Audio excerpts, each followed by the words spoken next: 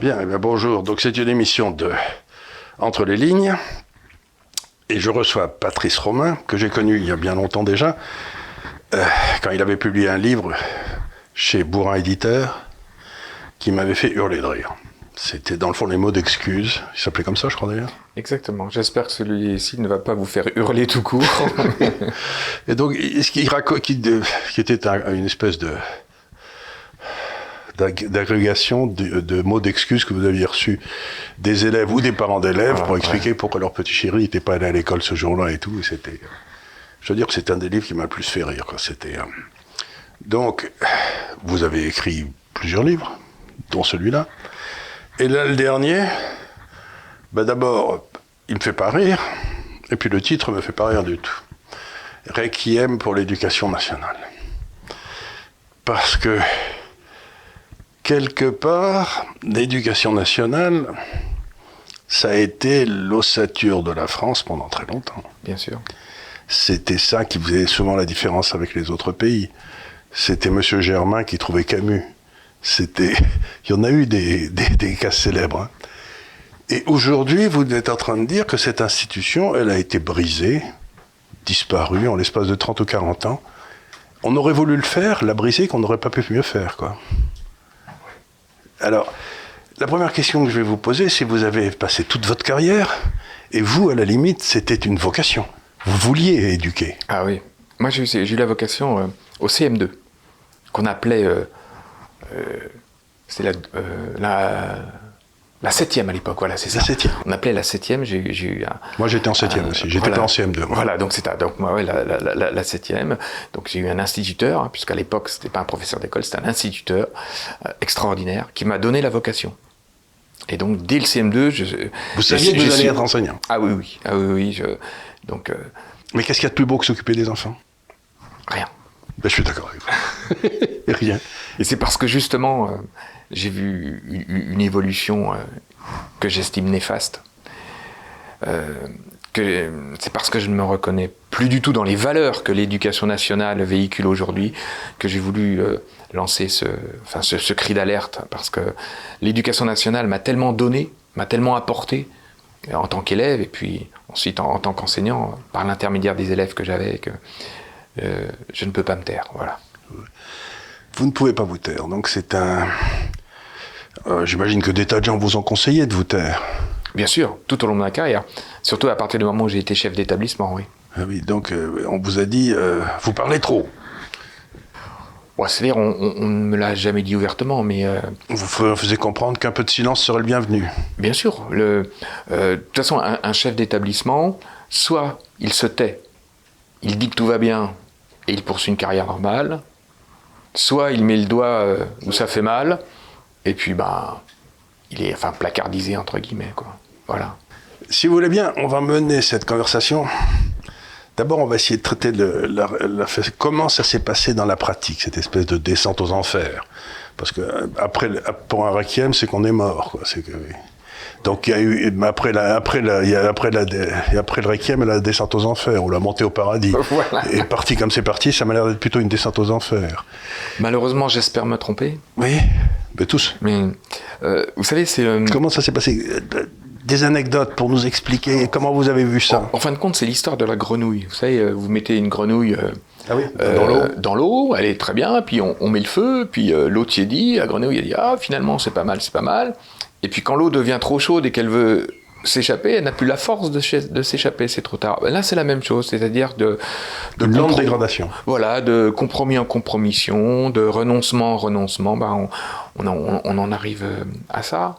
Et malheureusement, l'actualité récente ne fait que confirmer qu'il y a on a même plusieurs générations de jeunes et de moins jeunes issus de notre éducation, de notre école avec un E majuscule, qui sont incapables de se comporter correctement en société.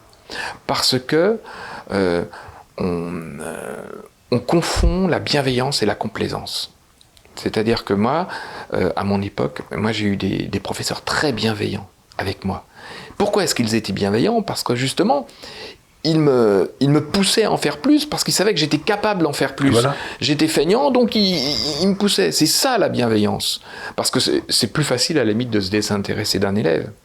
Et maintenant, c'est devenu la complaisance. C'est-à-dire que, quoi que fasse l'élève, on va lui dire il n'y a pas de souci. On est dans la permissivité. Donc l'élève, pendant 10 ans, pas tous évidemment, hein, mais pendant 10 ans, il fait ce qu'il veut. Et arrivé à l'âge adulte, il ne comprend pas. Pourquoi est-ce que je dois m'arrêter à un feu rouge? Pourquoi est-ce qu'il ne faut pas que j'insulte un policier? Pourquoi il faut que je me présente à l'heure le matin au travail, etc. etc. Ben, c'est ce que disait un philosophe anglais que j'aime beaucoup, qui s'appelle Burke. Il disait, à partir d'un certain moment, la tolérance devient de la lâcheté. Bien sûr, mais il est bien plus facile, effectivement, de se voiler la face et de ne pas faire de vagues, puisque c'est un peu le mantra de l'éducation nationale. C'est la solution de facilité, bien sûr. Alors que l'éducation nationale de mon enfance, c'était basé ou fondé sur le respect que les enfants avaient du professeur parce qu'il était professeur, si j'ose dire. C'était la fonction, c'était être professeur, c'était dans une petite ville du sud-ouest ou n'importe où de la France, c'était quand même être reconnu comme quelqu'un qui c'était un peu comme le curé, si vous voulez. C'était des gens, bien sûr. C'était des gens dont on savait qu'ils voulaient le bien commun, quoi. Alors le problème maintenant, c'est que évidemment, on ne respecte plus les professeurs, mais je ne suis pas certain que tous les professeurs soient respectables au jour d'aujourd'hui. C'est encore pire que ça. C'est-à-dire que ce que vous êtes en train de dire, cette complaisance continue également vis-à-vis du personnel enseignant. C'est-à-dire s'il y en a qui ne devraient pas être là, on les y laisse. C'est exactement ça. C'est-à-dire que on est tout le temps dans la mollesse, dans le pas de vague. Moi, je crois que ce métier est très noble. C'est-à-dire que il y a deux sortes d'enseignants. Il y a une énorme majorité d'enseignants qui sont parfaitement capables et respectables. Et puis vous avez une minorité qui n'a rien à faire en tant qu'enseignant. Et cela, il faut avoir le courage de les virer. De les virer. De manière à pouvoir ensuite systématiquement soutenir tous les enseignants qui sont respectables et qui ne sont pas respectés. Ben moi, je peux raconter une petite anecdote personnelle, même vis-à-vis. Ils disent de temps en temps que je parle trop de moi, mais vous savez, en attendant, si vous écoutez, si vous n'oubliez pas de vous inscrire à l'Institut de Liberté, hein, parce qu'on reçoit des gens intéressants. Plus vous vous inscrirez, plus ça nous permettra de recevoir des gens intéressants. Ça, c'est un petit aparté commercial, mais parce que j'y pense maintenant, alors que j'aurais dû penser au début. Vous m'en voulez pas. Vous avez toute liberté. Vous êtes gentil. J'étais au lycée d'Auch, donc ça Mathelem à l'époque. Et dans ma classe, il y avait les deux piliers du FC Auch, qui était le club de rugby. Fourou, Auch, non ? Auch, c'était Fourou, oui. Mais il était un peu plus jeune que moi, donc je ne l'ai pas connu. Mais enfin, c'était les deux piliers qui jouaient au FC Auch, qui était le club de rugby local, quoi. Donc, puis, il y avait les classes de philo. Bon, c'est en Mathelem, les classes de philo, c'est coefficient 1 au bac, donc on était là pour faire du bruit, pour rigoler, quoi. On se détendait un peu, quoi. On avait 18 ans, trop d'hormones, enfin bref. Et donc, on commence à faire du bruit. Il y a le professeur de philo qui venait d'arriver, qui était donc agrégé de philo.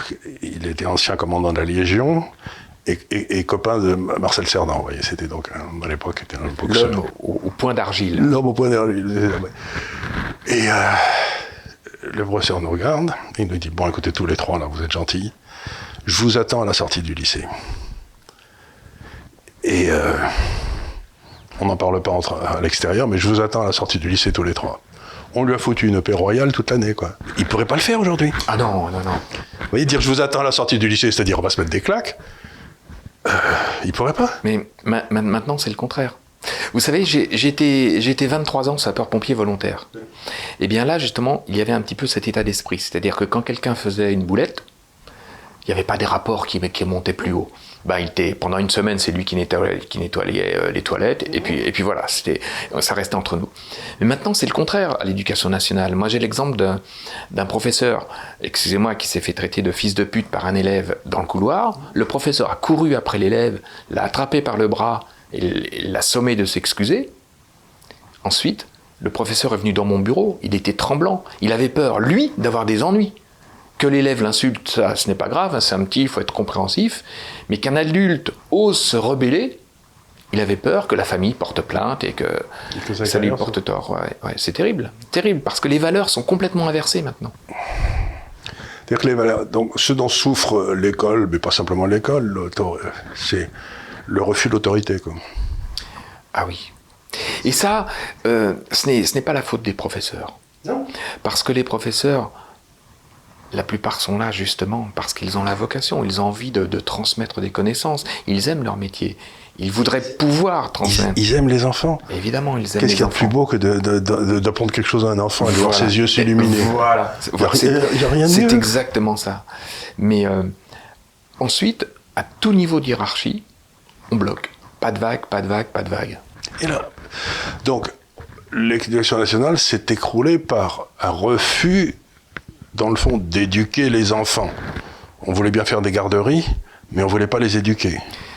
Alors, moi, je parlerai plus d'instruction. En fin de compte, on parle d'éducation, mais l'éducation, il ne faut pas oublier que ce sont les parents. C'est-à-dire que sur une année calendaire, il n'y a que 36 semaines de cours, avec donc 25 heures par semaine. Si vous faites le calcul, sans compter, en enlevant les heures de sommeil, un enfant, il est plus de 80% de son temps sous la responsabilité des parents. Donc il ne faut pas occulter la responsabilité des parents dans l'éducation. Quant à l'instruction, effectivement, c'est très compliqué parce qu'il y a une pression hiérarchique pour surtout ne pas forcer l'enfant. Ce qui, à mon sens, est une grave erreur, parce qu'un adolescent, il se construit dans la frustration. On a tous, vous avez cité votre propre exemple tout à l'heure, on a tous nos exemples. Un adolescent, il va chercher la limite. Donc si on lui donne la limite à 15 ans, il comprend la limite à 15 ans, mais si à 20 ans on ne lui a jamais fixé de limite, il va la chercher de toute manière. Et ça sera plus grave. Et ce sera plus grave, évidemment. Il se retrouve en tôle et il comprend pas. Et voilà. Et là, c'est autrement plus difficile que de rattraper. C'est très difficile de l'attraper à ce moment-là. L'autre endroit où on apprenait la limite dans le temps, c'était bien sûr le service militaire. Là, on se faisait botter les fesses à tour de bras, et puis ça vous apprenait qu'il ne fallait pas trop faire l'andouille, quoi. Un peu, mais pas trop, quoi. Bien sûr. Donc on sait plus faire la différence entre, dans le fond, un chahut et une émeute. Voilà, mais s'ajoutent à cela tous les réseaux sociaux, tous les jeux vidéo, c'est-à-dire que... il faut toujours tuer l'autre. Pardon ? Il faut tuer l'autre dans les jeux vidéo. Voilà, c'est ça. Et puis, mais on le voit d'ailleurs maintenant, on arrive à de telles violences qu'on a des adolescents qui meurent. Enfin, c'est terrible. Tout ça parce que il n'y a plus de cadre, on ne leur apprend plus la vraie vie. Enfin, quand je dis le bien, le mal... Oui, le bien et le mal, pourquoi pas ? Je crois que l'école n'a jamais aussi mal préparé nos enfants au monde des adultes. Je vais vous citer un exemple. Légalement, on n'a pas le droit de refuser un enfant qui arrive en retard au collège. On doit l'accepter. Donc maintenant, c'est open bar. Les élèves, ils arrivent quand ils ont envie. Les cours commencent à 8h, l'élève se lève à 9h, il arrive à 9h30, tout va bien. Ensuite, en classe de 3e, les élèves font un stage d'observation en entreprise. Mais là, c'est terrible. Parce que l'élève ne comprend pas que le patron lui demande d'arriver à l'heure. Évidemment, pendant des années, il pouvait arriver en retard sans aucun problème. Et ce n'est pas rendre service à un enfant que de ne rien lui dire quand il arrive en retard, par exemple. Alors, on a expliqué, donc, on n'a pas expliqué, mais on constate cette espèce de dégradation du respect pour autrui, de la personne qui sait par rapport à la personne qui cherche à apprendre, qui était quand même un peu la base de notre civilisation, c'est-à-dire qu'on se tournait vers celui qui savait, quoi. Ça me paraissait normal, moi. Et ce que je voudrais que vous m'expliquiez maintenant, ou nous expliquiez, c'est comment se fait... Pourquoi, dans ce milieu qui est intellectuel, se sont-ils mis à penser aussi faux ? Parce qu'ils réfléchissent, ces gens-là. En principe, c'est leur métier, même. Alors pourquoi ? On a parlé du comment, mais maintenant le pourquoi. Alors, en 2021, je mettrai un petit bémol. Quand on parle de milieu intellectuel, est-ce que c'est un milieu intellectuel ou est-ce que c'est un milieu pseudo-intellectuel ? Deuxièmement, il faut savoir quand même qu'il y a un tas de personnes qui n'ont absolument pas intérêt à ce que ça change. Parce qu'il y a des gens que j'appelle donc dans mon livre des démago-pédagogistes qui vivent grassement sur la bête et qui n'ont pas mis les pieds dans une classe depuis des années. Donc cela, le poste est confortable. Alors parlez-moi de qui c'est ces gens-là, parce que je ne connais pas leur existence. Alors, Bourdieu pardon. Bourdieu on monte un peu. Soyez polis. Oui. Qui a mis tous ses enfants Henri IV. Ah bah évidemment, parce que ça c'est le propre de nos hauts fonctionnaires, hein, c'est faites ce que je dis mais ne faites pas ce que je fais. Hein. Moi j'aimerais bien savoir combien d'enfants, de gens qui prônent la mixité sociale, ont leurs propres enfants dans un collège de REP. Ça j'aimerais bien savoir.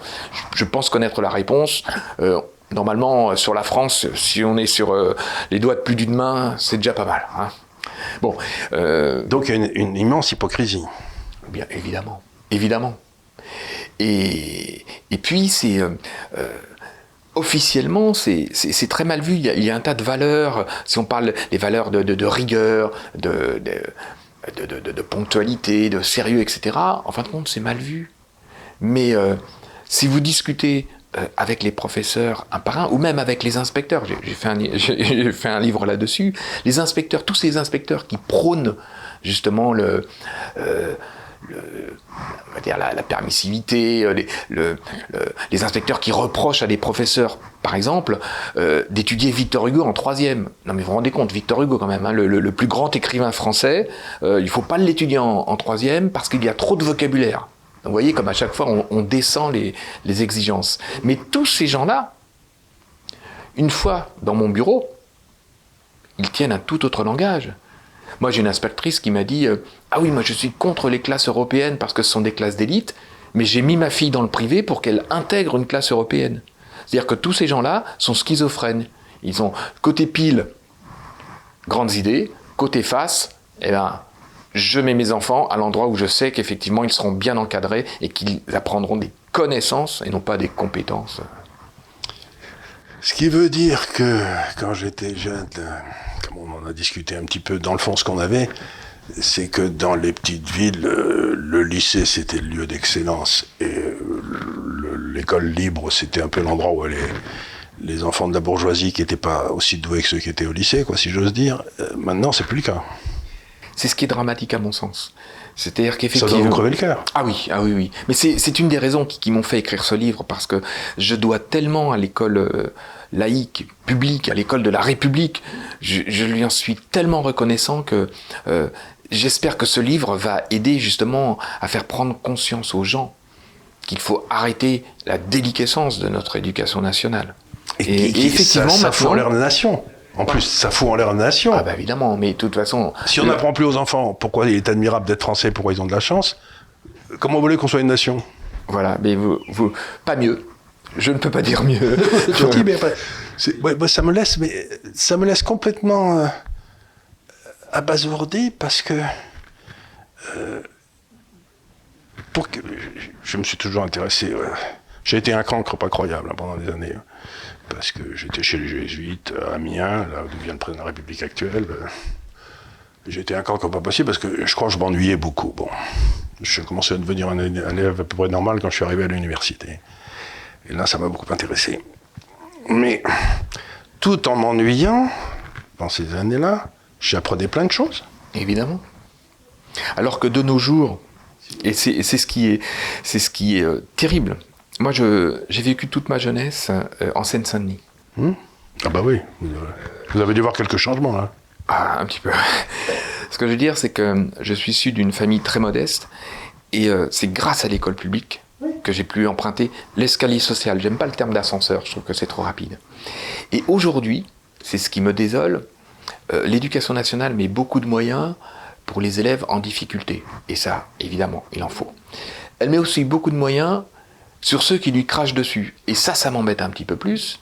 Et elle ignore totalement les élèves qui pourraient être des futurs chercheurs, des ingénieurs, des inventeurs, tout ça, mais qui se retrouvent malheureusement dans les classes des fauteurs de troubles.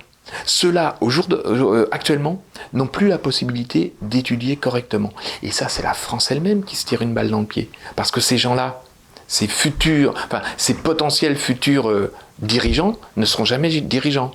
Et donc, ce qui fait que maintenant, quasiment tous nos futurs dirigeants seront issus de nos grandes écoles, et les élèves des grandes écoles sont des élèves issus de lycées prestigieux. On a de moins en moins d'élèves issus de petits établissements qui réussissent leurs études. Parce qu'arrivés à l'âge d'aller en prépa, eh ben, ils ont appris la moitié de moins que ceux qui ont poursuivi toute leur scolarité dans vous allez peut-être me le confirmer, mais j'avais lu un article il y a quelques années qui disait que la quasi-totalité des gens qui faisaient Polytechnique, HEC, l'ENA, etc., venaient de 30 jardins d'enfants à Paris. Quoi. Voilà, c'est ça. Alors, je n'ai pas les chiffres en tête, hein, mais ça vous surprend pas. C'est cadre sup ou enfants d'enseignants. Je crois que c'est 2% d'ouvriers. Comment un pays peut-il fonctionner lorsque, vous savez, lorsqu'il y a des castes? On parle des castes en Inde, oui. Mais en France actuellement, on arrive à un système de castes. Ah, mais tout à fait. C'est ce qui est terrible.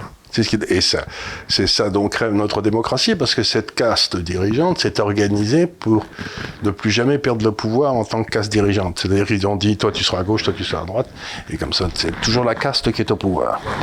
Et du coup, on arrive dans un blocage total de la société, parce que on se retrouve gouverné par des gens qui pensent avoir un droit inné à les gouverner. La démocratie fonctionne s'il y a consentement de ceux qui sont en dessous. Voilà. Mais là, il n'y a plus du tout consentement. On leur dit, vous êtes des crétins, nous on sait, et donc, écoutez, on fera le mieux pour vous, mais en fait, ils s'occupent surtout d'eux d'ailleurs, ils s'occupent assez peu de nous. Mais... Les Romains, c'était panem et circenses, hein, c'est la même chose. C'est la même chose. Du pain et des jeux. Du pain et des jeux. Mais à partir de ce moment-là, ils sont rentrés dans l'Empire, et puis ensuite, c'était pas beau à voir, quoi. Voilà, ça s'est mal terminé. C'était plus la République romaine du début, quoi. Mais là aussi, ça va mal se terminer. Ah, mais c'est certain. Parce que, à l'heure actuelle, encore une fois, lorsque vous êtes dans une caste, vous avez beaucoup de mal à en changer. Donc, si vous êtes dans la caste la plus basse, si vous savez que vous ne pouvez pas en changer, le seul changement, c'est la violence. La seule manière de changer les choses, c'est la violence. Et ce qu'on appelait au début des années Mitterrand le délit d'appropriation, c'est-à-dire que vous commencez à voler, quoi. Puisque vous pensez que les autres ils l'ont pas gagné, qu'ils l'ont hérité. Voilà, donc voilà. C'est. Et puis, la violence, elle entre dans les têtes vides. Lorsque la tête est pleine, il n'y a pas de place pour la violence. Et ça, c'est terrible. Parce que justement, comme maintenant, notre école fabrique des têtes vides, la violence peut y entrer, avec toutes les conséquences que ça a. Alors, je vais vous poser une question qui est, je suis sûr, n'est pas convenable. Moi, j'ai toujours pensé que les garçons, c'était quand même des animaux un peu spéciaux. Enfin, les petits mâles. Je vous confirme, en tant que mâle, je vous confirme. Jusqu'à 22 ans, 23 ans, ça réfléchit pas beaucoup. Ça a un peu trop de testostérone, enfin c'est un peu couillon, quoi. Bien sûr. Parfois même plus tard. Plus tard. Tu sais, Brassens avait une chanson là-dessus. C'est extraordinaire. Et alors que les filles, à partir de 16-17 ans, c'est raisonnable. Enfin, je veux dire, enfin, je me trompe peut-être, mais j'ai l'impression que ça me donne. Moi, les garçons, c'est pas noté pareil, les garçons.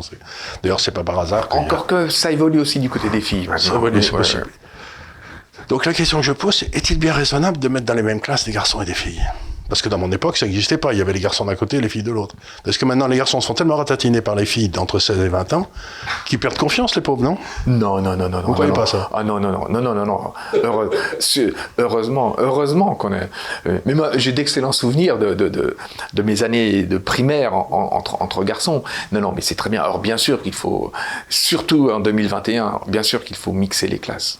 Ah bon? Ah oui, enfin moi j'en suis convaincu. Non mais je posais la question parce que moi quand j'étais en classe dans des lycées où il y avait des filles et tout, elles étaient toujours meilleures que nous, il y avait pas chier. On devenait vaguement aussi bon qu'elles vers 20 ans, 21 ans. Globalement elles sont toujours meilleures que les garçons aussi. Hein. Non, ça n'a pas changé ça. Ça n'a pas changé. Et ça décourage pas les garçons? Non, il n'y a pas de raison. Tout est une question de motivation et tout est une question de... C'est le phénomène de groupe aussi. C'est-à-dire qu'effectivement, si vous êtes dans une classe avec beaucoup de petits sauvageons, comme a dit un ministre il y a quelques années, voilà. On bascule du bon côté ou du mauvais côté. Oui, parce que 3 ou 4 garçons idiots, ça peut empêcher toute une classe de travailler. Alors, j'emploierais pas le terme idiot, hein, parce que chacun... Un peu... qui ont du mal à s'adapter, quoi, qui sont un peu moins... Oui, et surtout... comment dire, moi, en tant qu'enseignant, je veux dire, il faut admettre qu'il y en a qui sont meilleurs que d'autres. Ce qui est d'ailleurs extraordinaire, c'est qu'on est dans un pays où on admet les différences physiques, c'est-à-dire celui-là il court le 100 mètres en 10 secondes, moi j'en serais incapable. On l'accepte, on accepte la sélection pour jouer dans un club de foot, sélection c'est cela, mais intellectuellement on ne l'accepte pas. Il faut que tout le monde soit bon, voilà. Mais on sait que c'est idiot. Ah oui, mais... Que voulez-vous que je vous dise? Mais bien sûr, c'est ridicule. Il y a eu une espèce de prise de pouvoir dans la structure de l'Assemblée de l'Éducation nationale de gens qui, dans le fond, ont introduit cette gangrène. La réponse du politique, qu'est-ce qu'ils ont dit les politiques quand ils ont vu ça? Ils ont dit « Oh là là, ça me regarde pas ». Mais le politique, il est là pour combien d'années? Le ministre de l'Éducation nationale, il est là pour 2, 3, 4 ans maximum. Une politique éducative, on en récolte les fruits dans 10-15 ans. Oui. Donc quel intérêt politique a un ministre actuel? Vous êtes en train de me dire quelque chose de terrible, c'est que le politique, dans le fond, la seule chose qui l'intéresse, c'est d'être réélu à la prochaine élection cantonale, et que la France, dans 20 ans, il s'en fout. Je fais la différence entre l'homme politique et l'homme d'État. Oui. Et là, en 2021, je crains que nous n'ayons plus d'hommes politiques que d'hommes d'État. Oui, ça, je crois que c'est en effet une crainte de se dire que l'homme d'État, on le cherche. On est tous, vous savez, on est comme Diogène en train de se balader avec une petite lampe à la main. On dit ça. Je cherche un homme d'État. Ouais. Il n'y en a pas des masses. C'est pas. Et alors, comment expliquez-vous ce fait que notre système politique ne sélectionne que les pires? Parce que ceux qui sont le plus à court terme. Est-ce que parce qu'ils se débrouillent pour éliminer tous les... Vous savez, Churchill disait qu'il y avait le temps des chacals et des lions. Et que les lions, on les appelait quand ça allait très très mal. Est-ce que nous rentrons dans un temps des lions? Je n'en sais rien, mais on est dans la démagogie la plus complète. C'est-à-dire que c'est vraiment un cercle vicieux. À chaque campagne électorale, c'est le temps des fous. Hein. Chacun fait des promesses à tire larigot, et puis voilà. Personne ne parle du sang et des larmes. Hein. Voilà, exactement. Mais quand justement on a la tête bien pleine, on sait faire la part des choses. Quand on a la tête vide, on écoute le premier venu, avec toutes les conséquences que ça peut avoir. C'est effrayant. C'est effrayant. Donc, si j'interprète ce que vous dites librement, bien entendu, c'est moi qui le dis et c'est pas vous, vous êtes en train de dire que c'est peut-être parfaitement rationnel d'essayer que l'éducation nationale devienne une fabrique de crétins, parce que ça permet de rester au pouvoir, puisque les gens ne sont pas capables de faire la différence entre ce qui est bien et ce qui est pas bien, quoi.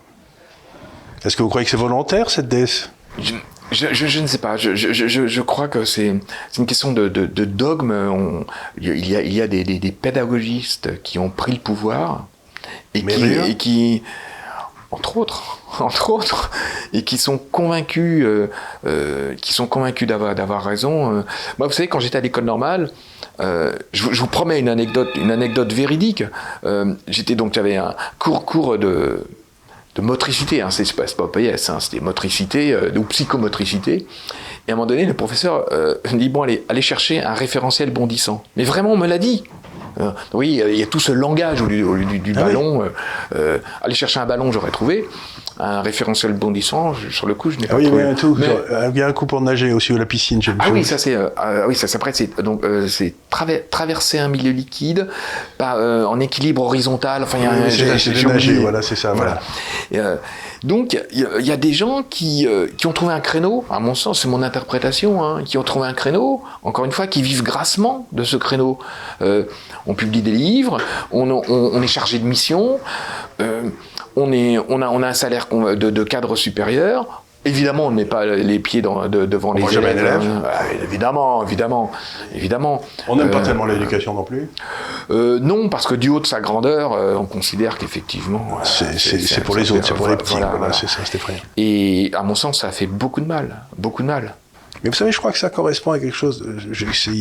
J'en parle beaucoup avec tous les gens avec qui je parle, puis même dans mes propres études, on est en train de passer intellectuellement du monde rationnel, scientifique, aristotélicien, vous savez, on essaie de comprendre les causes, les conséquences, etc. On est en train de retourner dans un monde magique.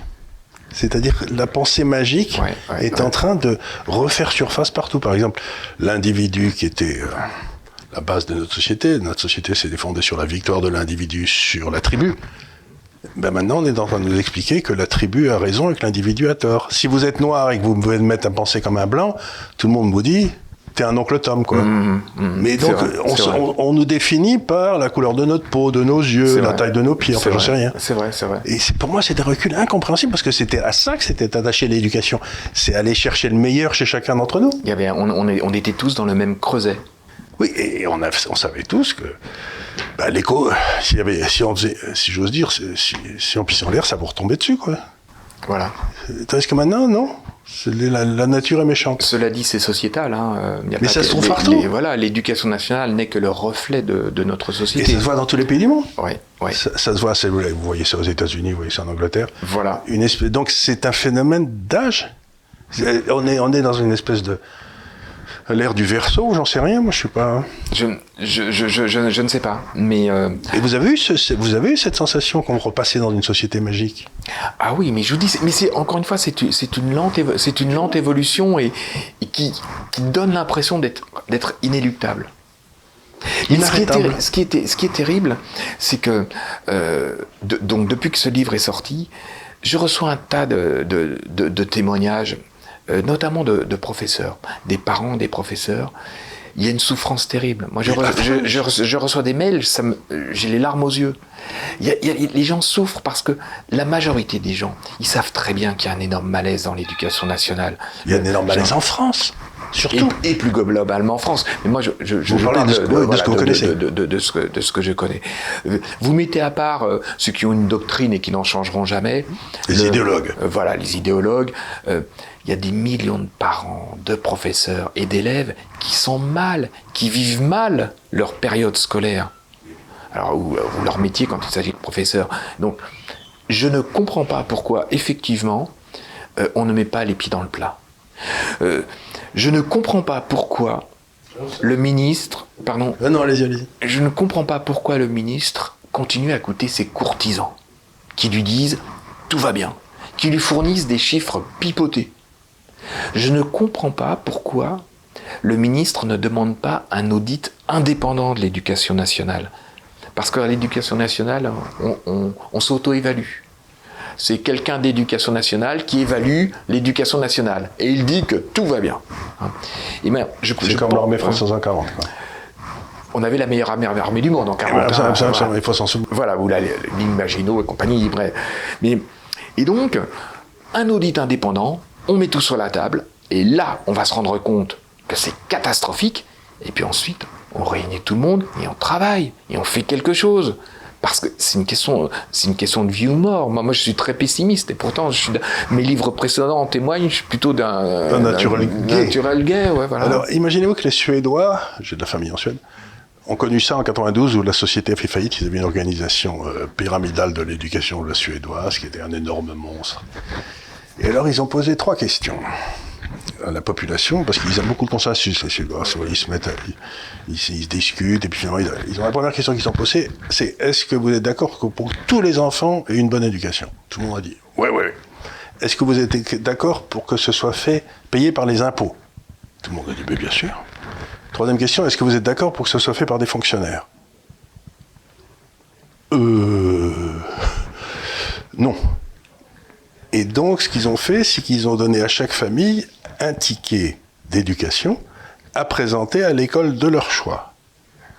Et cette famille pouvait créer une école tout seul, à cette famille, mais qui serait ensuite auditée par le service de l'éducation nationale pour être bien certain qu'ils enseignent le bon programme et tout et tout. Et du coup, les mauvaises écoles ne recevaient pas de tickets, elles ont toutes fermé. Les bonnes écoles ont reçu plein de tickets, elles sont montées. Et l'immobilier autour des bonnes écoles s'est mis à monter comme une fusée. Ce qui faisait le bonheur du maire local. Donc, je crois peut-être la solution, c'est de garder l'État comme prescripteur, mais de supprimer l'État comme fournisseur. C'est-à-dire de réintroduire la concurrence à l'intérieur de l'éducation, mais en sortant l'argent. Ouais, si vous voulez, à mon sens, c'est surtout, il faut être en accord. Il faut que les gestes soient en accord avec les paroles. À l'heure actuelle, il y a ce qu'on appelle la carte scolaire en France. Donc la carte scolaire, c'est donc tous les enfants d'un même secteur doivent aller dans le même collège. Ça favorise la mixité, ça évite les ghettos, etc. Dont acte. Sauf que cette carte scolaire, tous ceux qui connaissent le système, ou qui ont des relations, ou qui connaissent des choses que les autres ne connaissent pas, qui font partie de la nomenclatura, contournent cette carte scolaire.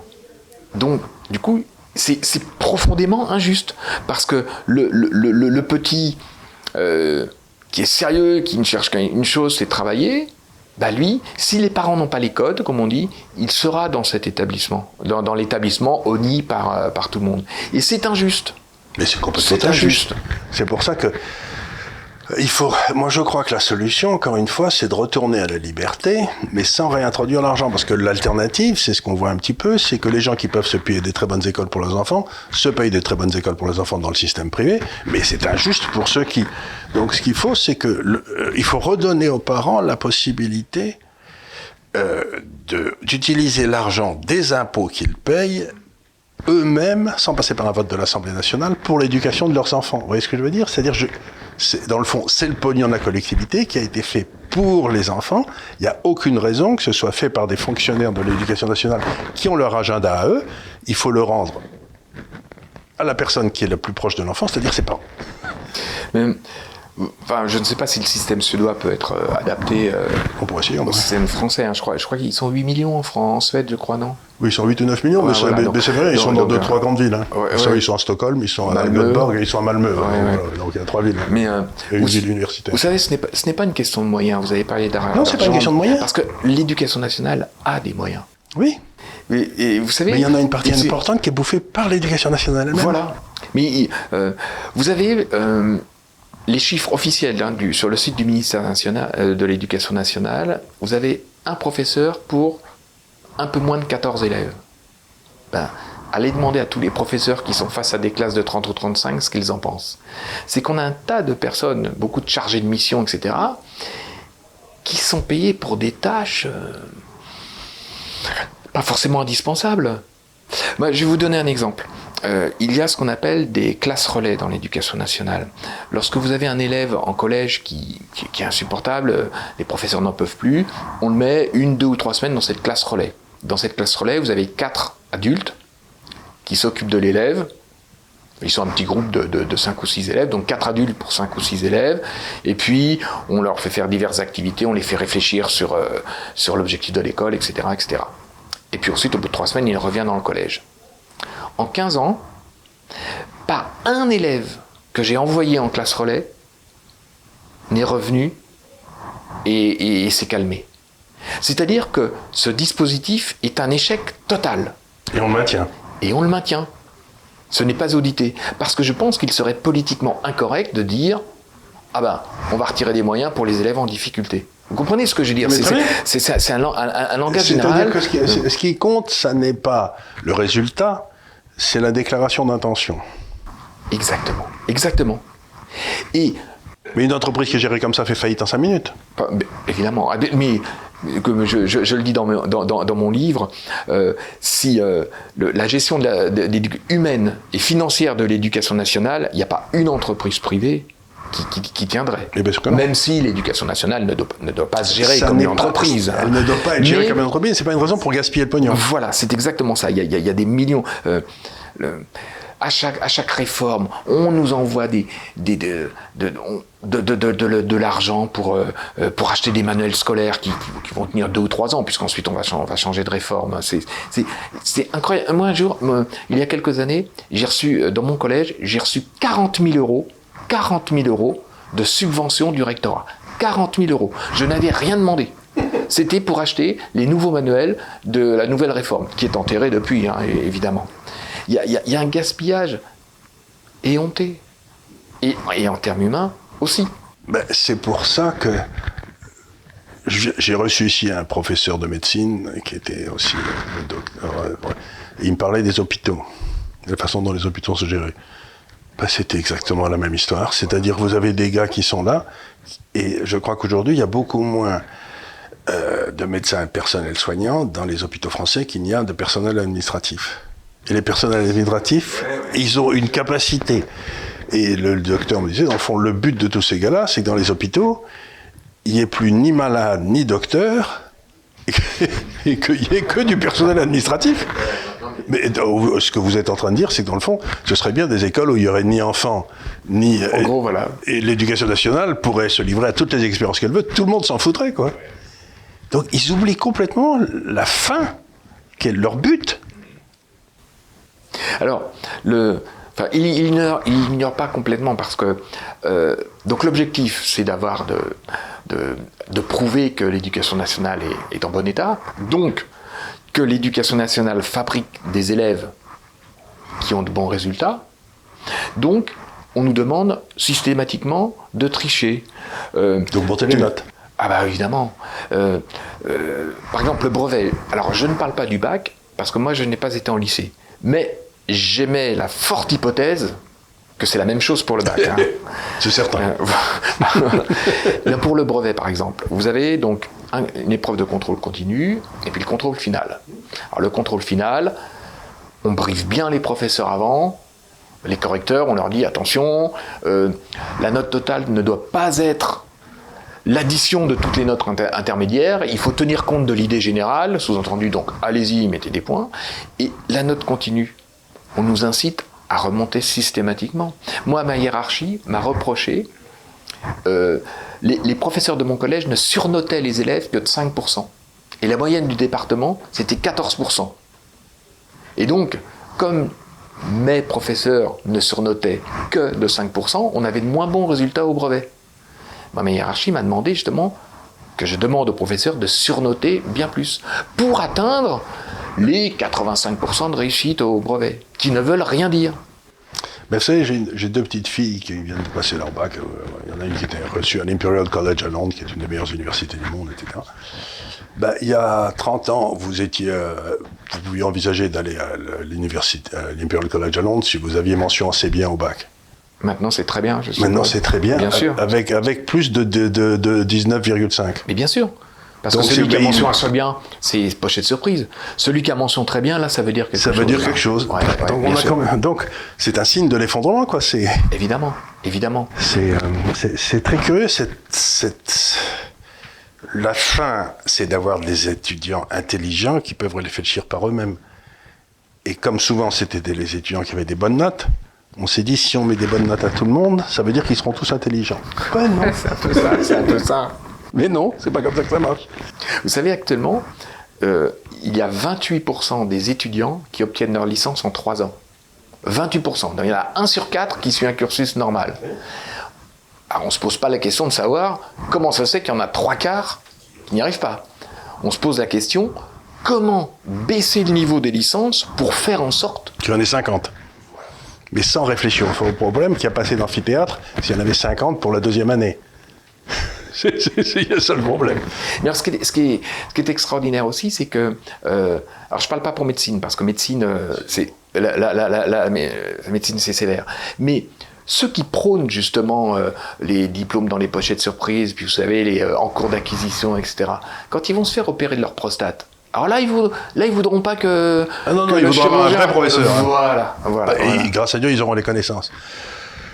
Eh bien... Mais je crois qu'on sait tout ce qu'il faut faire. On sait tous comment il faut le faire.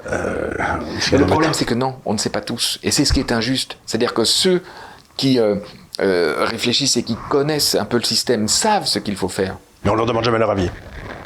Eh bien, je crois que vous avez donné votre avis dans ce livre, dont je rappelle le titre, Requiem pour l'éducation nationale, un chef d'établissement vous dénonce, parents et professeurs doivent savoir. Et c'est au Cherche Midi, et c'est de Patrice Romain. Mais écoutez... J'étais très content de vous avoir. Et en plus, c'est un homme tout à fait remarquable parce qu'il aime beaucoup le rugby aussi. Donc, comme vous le savez, à l'Institut des Libertés, on a une grosse faiblesse pour le rugby. Donc, quelqu'un qui aime le rugby ne peut pas être complètement mauvais. Voilà. Le documentaire Chemin de France, présenté par Jean-Baptiste Noé et réalisé par Franck Martin, a rejoint la nouvelle plateforme associative VOD France, qui veut soutenir et mettre en valeur les productions indépendantes. En 4 volets, vous allez pouvoir voyager et entendre des artisans s'exprimer. Un format d'émission libre et spontané. Nous allons vous accompagner sur les chemins de France c'est à Bonneval que le premier épisode commence. Jean-Baptiste va sillonner la région pour partir à la découverte d'artisans. Donc nous sommes avec Yves qui collectionne des tracteurs. Une rencontre avec Franck, un artisan vannier qui nous partage sa passion pour l'art de la vannerie. Avec Emmanuel, un agriculteur et microbrasseur. Une autre rencontre atypique avec Yves et Laurent, collectionneurs et amoureux de vieux tracteurs. Une balade en calèche avec Patrice. Jean-Baptiste va aussi passer à l'ancien prieuré de Marmoutier, forteresse isolée se dressant au milieu des champs de blé. Une nouvelle étape gastronomique avec la fameuse terrine bonnevalaise, élaborée par la confrérie des Fêlés. Sébastien le caviste va déguster avec Jean-Baptiste quelques vins du Val-de-Loire pour accompagner les repas et les grillades. Et pour finir, Marie-Thérèse vous présentera sa production de fromage au lait de chèvre. La série Chemin de France continue avec un deuxième documentaire où Jean-Baptiste Noé rencontre Thomas Blonsky, le maire de la petite commune de Chapelle-Royale. Un petit village de la région Centre, aux portes du Perche, peuplé de 600 habitants. Ce maire, contre l'avis général, a pris le pari de réintroduire des commerces de proximité et des services pour redonner de la vie à son village et lutter contre la désertification du monde rural. On m'a dit, mais Thomas, c'est pas viable, ça fonctionne depuis 10 ans. La série Chemin de France propose aussi un troisième documentaire où Jean-Baptiste enquête sur le terroir. De la terre jusqu'à l'assiette, avec une escapade gourmande avec le chef Benoît Sello. C'est dans le fameux restaurant de Chartres, le Grand Monarque, que Jean-Baptiste rencontre le chef. La mission est de cuisiner un poulet et le transformer en plat de fête. Dans la même journée, le poulet passe du producteur au cuisinier et dans votre assiette. Visitons la ferme, visitons le potager de Diane, du local, de la tradition, du terroir. La série Chemin de France est aussi un 4e numéro, à la rencontre d'artisans d'art. 3 découvertes, un atelier réputé pour leurs vitraux, une forge, un tailleur de pierre. Vous l'avez compris, ces épisodes sont des voyages, à la découverte des richesses du patrimoine historique de nos régions. J'espère que cette présentation vous a donné envie de visionner cette série de documentaires. Si vous souhaitez passer un bon moment ou simplement aider l'Institut des Libertés, tout est disponible en VOD, en DVD, ou ça, sur vodfrance.com. Le lien se trouve en description YouTube sous la vidéo. Le site est une initiative de l'association Studio Phocéen, qui depuis 2007 propose des activités pour les passionnés du cinéma et de l'audiovisuel. Merci à vous et à bientôt.